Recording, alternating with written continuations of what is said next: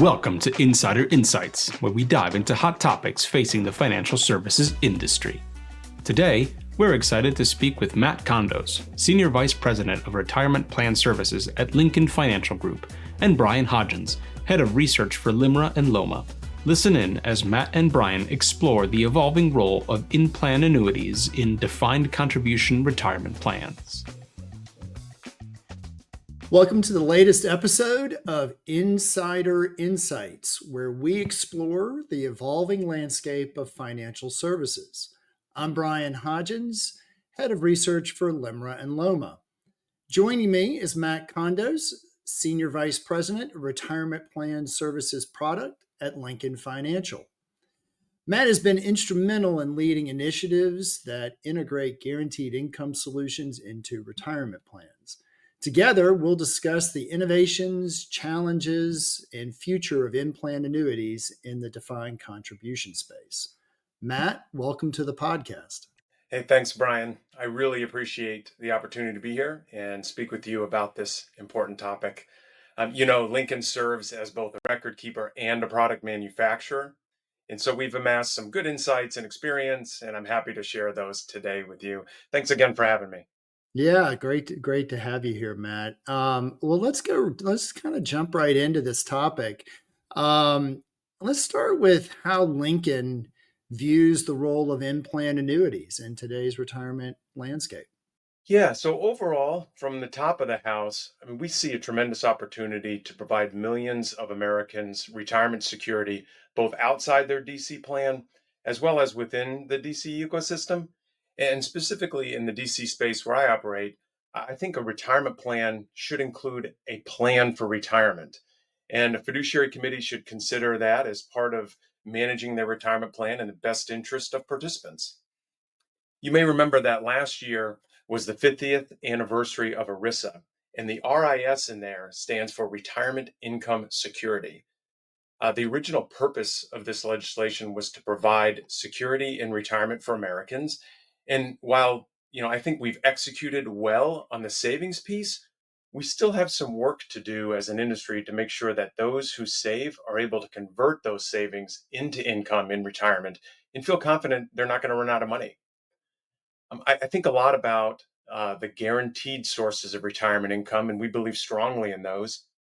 And by the way, those guarantees are subject to the financial strength of the issuing company. And so it's important for plan fiduciaries to get the Secure Act Safe Harbor certification from the provider. I'm sure we'll talk a little bit more about that later in some more detail. And we believe that the guaranteed lifetime options will continue to grow in importance as each successive generation in the workforce has a lower expectation of being able to rely on traditional sources of protected income. I think about things like defined benefit plans in that context.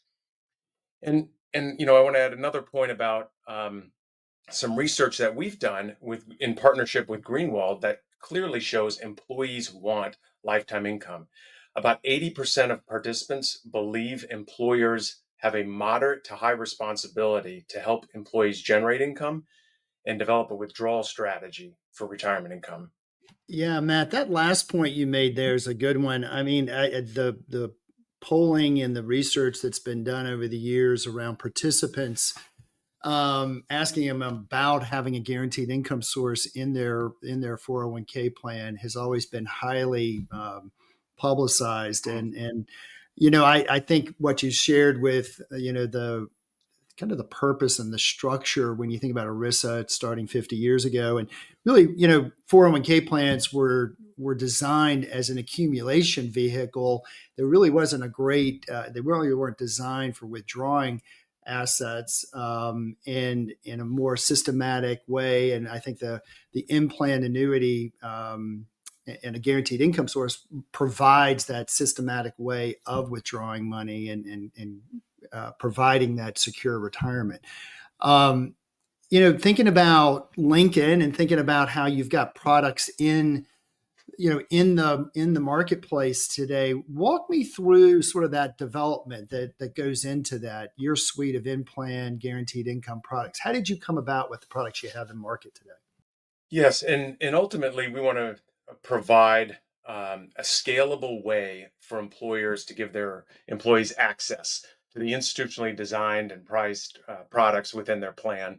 And by way of background, we've been in this market for about a dozen years with proprietary products on our own record keeping platform, as well as partnered solutions that exist on our platform and other record keeping platforms. So a couple things really came together that drove us to where we are today. The first is we take a client first approach and listen to what our existing and prospective clients are telling us. You just mentioned a number of surveys that have been publicized. We relied a lot on those and in better understanding the desires of individuals. And so we want to help these participants have a dignified retirement. The second area is around the regulations. The 2019 Secure Act provided the safe harbor that I referenced earlier for the selection of an insurance provider, and it also supplied some portability provisions. And then, as a close follow on, Secure 2.0 included additional provisions that promoted annuities. And together, these have had a real positive impact on our development and our thoughts and adoption of these solutions. And then the third piece I think is critical is technology. We've seen improvements and new firms come to market with technology that connects people with their guarantees more efficiently. And sometimes in the industry, we call this middleware. And this essentially supports the portability across record keepers. And so ultimately, we wanted to leverage all three of these when developing our existing suite of products. We knew we had to make guaranteed income fit into the DC retirement plan. And so we incorporated features that participants find familiar. And that really drove us to using a variable annuity structure with a GLWB, a guaranteed lifetime withdrawal benefit, which we thought fit very nicely within a DC plan. And I can give you some examples on that. So first is, individuals can have an account balance that people can track in addition to their guaranteed income amounts. This structure allows for upside potential if the market does well. It also provides downside protection, of course. And then individuals have an option at all times to leave the product or, move their money to other investments within the plan. This isn't an irrevocable election because we know that people change their mind or their circumstances change in retirement or they have an unexpected health event and they need the money. And then one other piece that this structure lends itself well to is the cost. And we wanted to have a stated cost explicit so that the participant and the plan fiduciaries knew exactly how much they were paying for the income guarantee. And Brian, there's certainly other designs in the market. Those have their benefits too. As we move ahead, we have a roadmap which builds out our product suite to other designs. But I would say at this point, we intentionally started with the GLWB design because it appealed to the broadest audiences. Yeah, I think that's true, and you see a lot of different product designs right today, Matt, in the marketplace. A lot has emerged over the last 5 years since Secure came out, Secure 1.0, and there's been a lot of partnerships. There's been a lot of combinations of insurance companies working with asset management companies to develop product. There's been standalone individual sleeves introduced into the marketplace. You've got managed accounts. You've got target date funds with the structure embedded inside the target date, outside the target date. There's all kinds of structures going on. But interesting to hear how Lincoln approached that and how you've come to market. So, all right, let's pivot. Let's talk a little bit about where are we heading, Matt, in the next few years? I mean, there's been a lot talked about with all these products introduced into the marketplace. I know record keepers, Lincoln's a record keeper, integrating these into their platforms. Plan sponsors are starting to look at them closer. Give me your kind of outlook. Where are we heading in the next few years with the adoption of these products? Yeah, well, I agree with your comments, Brian. I mean, we take that step back and we say, hey, there was growing regulatory support for these solutions in the last few years. Certainly, we've seen a growing interest and inquiries by plan sponsors and their advisors, and then that led to increased adoption. We currently see utilization across products in the market, and we also see momentum growing in really all segments of the market, all sizes of plans, from the very small startups all the way to the jumbo, and then across tax codes too. Um, so where do we go from here? I think it's a couple of the points that you made in terms of getting greater customization in how annuities are used and incorporated to really add more personalization for participants.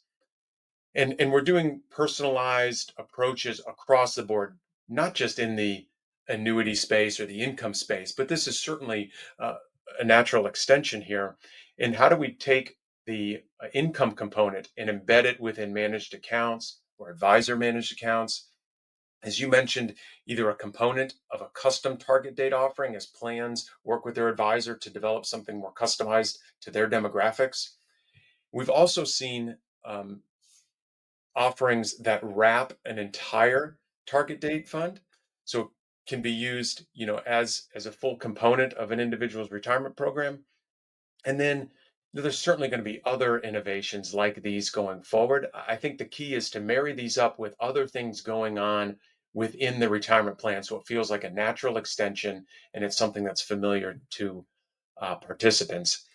And maybe on that point, I think a lot about auto income and how do we generate that. Where we've been is auto enrollment, auto escalation, auto rebalancing, and how do we build the auto income component to that as a natural extension and make retirement and the transition into retirement seamless for participants. And I think this is really an area that's ripe for some innovation and exciting things to come in the next couple of years. Yeah, that auto income, that's a great idea. And you're right about all the different mechanisms that, have been put in through legislation around giving employers incentives to get more, participants, more Americans saving, and those auto escalations, auto enrollment, all of those things help and embed that. That's great. What about the plan sponsor today, Matt? Thinking about, they're evaluating these products, trying to think about putting them in front of their investment committees to make decisions around adding them to their plan. Any thoughts on just kind of some of those, kind of the view of the plan sponsor? What's most critical in their decision making? What are they looking at? Yeah, and so I think about the purpose of the committee, and that is the prudent management of the employer's retirement plan and the function of acting as a fiduciary and making decisions in the best interest of plan participants and their beneficiaries. And so, much like they would evaluate any other feature in the plan, we encourage them to follow a documented process that gives consideration to the value from the various options available to the plan and in working through those trade offs. Many providers in the industry and some thought leaders have made available some checklists and process maps that really help walk a committee through, a prudent process, how they can compare and contrast features and benefits, and having something documented that they can put in their files and feel good about the decision that they're making. We've certainly got a checklist on our website and a suggested process, but I can't stress this enough to go through that exercise. And then also don't forget to get the Secure Act's safe harbor provision and the insurer representation from the annuity provider. So you want to make sure that committees are mindful of that as well. Yeah, Matt, you're alluding to this, all the fiduciary responsibilities that the plan sponsor has, and you're right. A checklist is in that prudent process is very important for them to follow, and in evaluating the products, evaluating the insurance companies, and it. I think a lot of times when we're thinking about, we manufacture products, we're trying to get them ultimately to the consumer, through to the participants in this case. there's a lot that goes into getting products, and in this case on the platforms and available to the employees, and going through that and guiding them as you do with some of that checklist and the things that they have to think about as a fiduciary. That's really important. And there's also another component to this, Matt. I think in terms of getting products placed into plans, and that's the role of the financial advisor, the retirement plan advisor. They play a critical role in all of this, and there's been a lot of education going on in the industry over the last few years. Thoughts about that? How's Lincoln approaching that with advisors, retirement plan specialists? Yeah, and you're absolutely right. Financial advisors are key to the whole process here. And just by way of background, at Lincoln, we do all our business through intermediaries. So collaborating with advisors is very, very important to us. And they can certainly play a big role in the evaluation process and the checklist and working with a committee that we just talked about. And we're also doing other things to help them. Um, I'll just rattle off a few here that come to mind. We're certainly Sure. supporting them with collateral that they can use with individual participants to the extent they want to meet with individuals.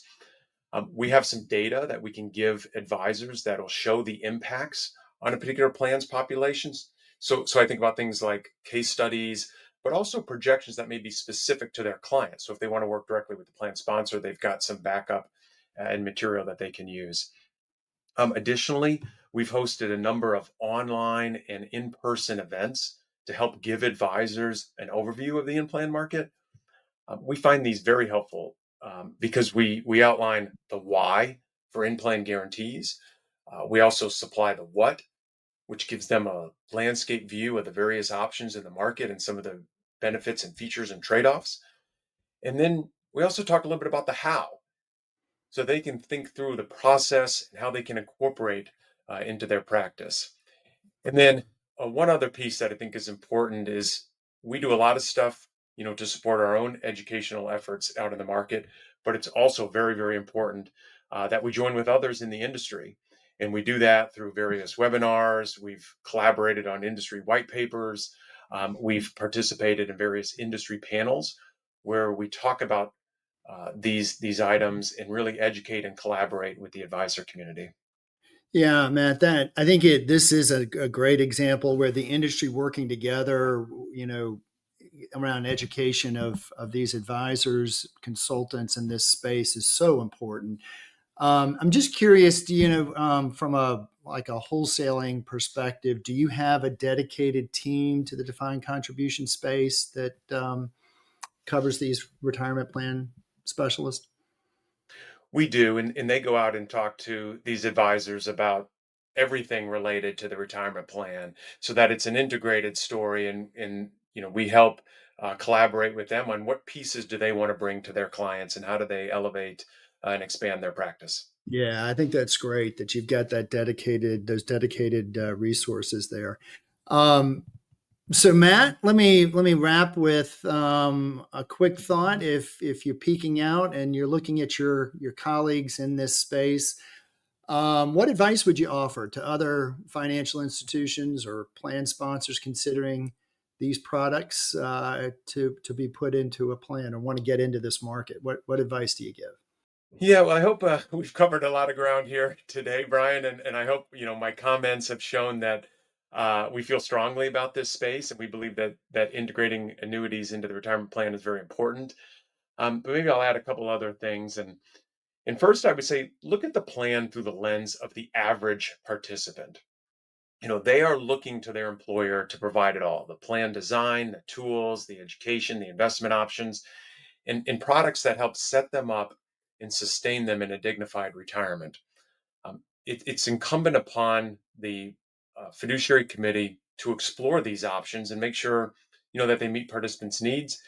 And I think a good fiduciary will at least evaluate and then determine whether to include or not. Second, I would say not just focus solely on cost. There's no requirement in ERISA to select the lowest cost option. Rather it's about focusing on the value and setting goals for what you're trying to accomplish with the in-plan annuity. And the benchmark here on cost is not an index fund. So this may be a bit of a new concept for some committees. I would encourage them to focus on surveying the market, evaluating features, cost, flexibility, portability, all those other factors that are important, and balance that with cost. And certainly an advisor can help in that capacity. And then one other piece that I don't think we touched upon yet was really considering how adding a lifetime income benefit can serve as an effective human resource management tool. And by that, I mean, we've seen that by adding an in-plan guarantee, plan sponsors can help attract and retain talent. They can allow participants that are fearful of retiring due to concerns about market volatility to actually be able to retire with confidence. And that in turn opens up opportunities for younger employees within the organization. And then lastly, this can also help lower an organization's medical expenses that are normally associated with employees that delay retirement. So, Brian, those are just a couple of additional things I'd highlight. Matt, thanks for those great thoughts there at the end. Thanks for sharing your insights today and your expertise with us. It's clear that in-plan annuities are not just a trend. They're a powerful tool for helping Americans achieve greater confidence and security in retirement. And as we discussed today, success really depends in this space around innovation, of products, strong partnerships between providers and plan sponsors, and a commitment to education, both to advisors and participants. At LIMRA, we're proud to support this evolution with data, research, and collaboration across the industry. To our listeners, thank you for joining us. If you found today's conversation valuable, be sure to subscribe and share this episode with your colleagues. Until next time, I'm Brian Hodgins, and this has been Insider Insights. Thanks for listening to LIMRA's Insider Insights podcast series. To hear future podcasts, subscribe at limra.com/podcast.